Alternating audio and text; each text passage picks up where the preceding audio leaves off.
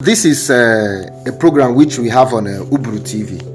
So, and this part of the program is called the Raimo Show. The Raimo Show. The Raimo Show. Yes. So, good afternoon, Daddy. Good afternoon. Yes, Daddy. How are you doing today? Fine. It's so exciting to be here with you today, to have a brief interaction with you for the first time. So, and this segment of the show is where we try to talk about cultural tourism. Yes, so this cultural tourism, it intends to discover and document, promote and preserve the rich cultural heritage of communities, towns, cities, countries, and even continent. So today we will be talking about Uburu. Yes, so for most of you who don't know about Uburu, Uburu is located in Ohozara, inside Ebonyi State of Nigeria. Yes, and it is in the southeastern part of the country. So, Daddy, please, we would like you to tell us a bit about Uburu that you have idea about. You are welcome. Thank you, sir. I'm Chief Sylvester Ene Odi. I'm the traditional Prime Minister of Uburu. Furthermore, I'm the Secretary of the Uburu Community. With my age of this, I am heading to 82 years now. Wow. So, yes. Did you hear that? Yes. 82 years. Yes, I bet. I can give you the history as I know it. Uburu is a God-given community. Uburu is made up of 14 villages. These 14 villages, you call them Umonaga, Amenu, Umoduigbo, Umuanum, Umuaneketa, Amego, Umuegwoke, Uhuaba, Ogwu, Umuobona, Umuchima, Orobo, and Ihenu. So these 14 villages make up the Uburu community. What Uburu is known with is salt. Because during the Nigeria-Biafra Civil War, Uburu, because of the salt, many people come from all parts of the Nigeria to buy salt. Because Uburu, during that time, during the Civil War, there was a disease called kwashiorkor, because that is lack of vitamin.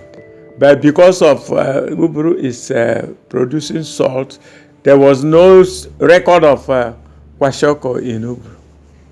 And Uburu is known. And again, the market. Uburu is one of the oldest, has the oldest market in the southeast, now called Ebonyi State. We will recall that during the colonial days, they fought Uburu because of this slave trade. When the British abolished the slave trade, they said that they will build the biggest market in Uburu. Unfortunately, the market was taken to Onitsha. The market you are seeing in Onitsha now is Uburu, is the place they wanted to build a market. Even if you go to Onitsha market now, you will see the pillars written Uburu Great Market. The abbreviation is still the pillars they use in constructing Onitsha market is the Uburu major market. So, but because we don't have politicians as we have them now, if it is now that we have vibrant politicians in the person of Dr. Boneano and Engineer David Omai, this thing could not have happened. You could have seen that the market, because the man who carried our market to Onitsha is the Nnamdi Azikiwe, the former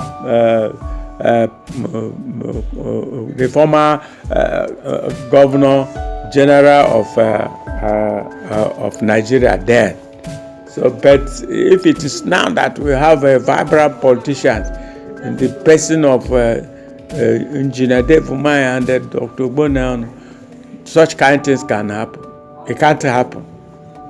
Because if you come to Uburu now, you see Uburu now is a pace setter in terms of good road, in terms of electricity and water supply. That is about what we can tell you. And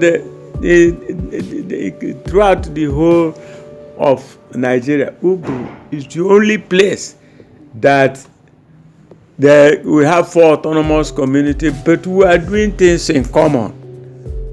And that things we are doing in common bring unity in our community. There is no communal clash in Uburu, because the 14 villages, we have to, whenever you have any ceremony in Uburu, you will always share things 14. You will always share the Article 14. That is among the 14 villages. It is not happening so in other places.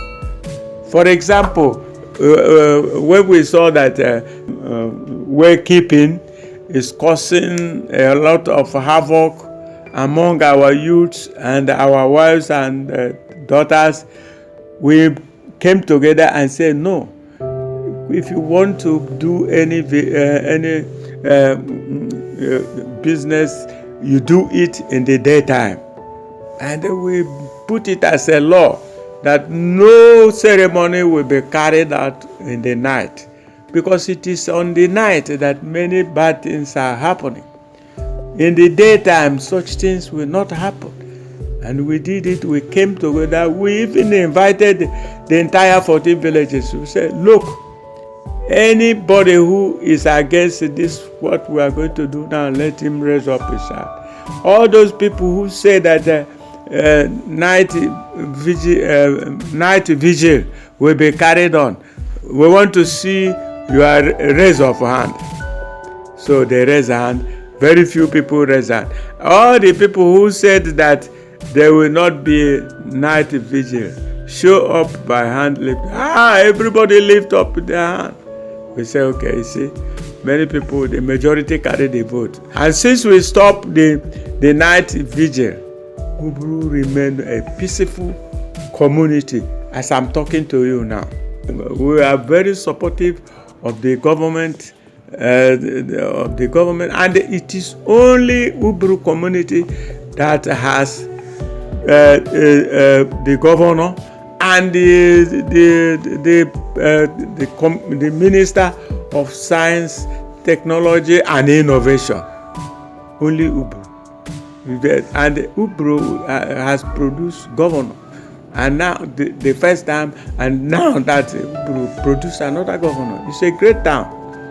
It's a great town. We are very grateful to God for making this thing possible. And as you are seeing Uburu now, Uburu will produce the next president of Nigeria. Yes, Uburu will produce it. Yes, because Uburu is only known for politics. We don't have much. It's only when you come on political circle, leave it for our people. They know how to go about it, because it is not easy. One small town like this to produce governor in 1992, and in 2015 produce a governor, produce a minister. We are very grateful to God. We say glory be to God for making Uburu a shining example among the communities. Thank you very much, sir. Oh, thank you, my brother. You know, a lot of people watching right now, you are seeing our father, Chief Sylvester Ene Odi for the first time. If you have any comments to give, you've learned a lot about Uburu, which you never know before. So if you have any comments, go to the comments section. We will make sure he sees it, and directly or indirectly, his response will get to you. So, Daddy, is there any particular event that happened during the pre-colonial era, before independence, that Uburu stands out in? During the colonial? Before independence. Before independence, what happened is that before independence, Uburu is known as has the best hospital. Uburu has the best hospital because the Scottish people built a hospital in Uburu when no other area has gotten hospital. So that hospital, there was an illness called yaw. And this yaw, people come all the way, even from Ibadan to Uburu, to get that vaccination. And immediately you come to that Uburu joint hospital, you get that inoculation, your sickness is over. People will come from all walks of life, from Calabar, from everywhere, to sleep at Uburu in order to go and meet the doctor. So that we will not forget. And now, God has made it. The present governor now has renovated the hospital in the standard that is very befitting for medical treatment. The other thing is that it was here in Uburu that the abolition of slave trade happened, because the slave trade was going on. Another thing, the Christian coming to Uburu helped us a lot by stopping killing of twins. Okay. Because in those days, if you get a twin, you get them killed, you only reserve one person.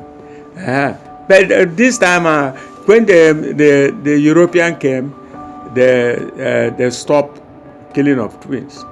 And we owe gratitude to the Scottish government for doing that for us. Those are the issues that happened during the colonial days. So, as I was telling you, Uburu, we have Uburu, and then we have Isu and Uburu. It's two brothers, Uburu and Uburome. Then Isu, they are two brothers. The Uburu settled here, while Isu settled at that place. And if you, as I'm telling you about all these villages, any part of the Nigeria, you will hear about Amwego, you will hear of Mbom, you will hear of Umuchima. When you are traveling, even in Edo State, you will hear all these villages that in Uburu. So the Uburu scattered all over Nigeria.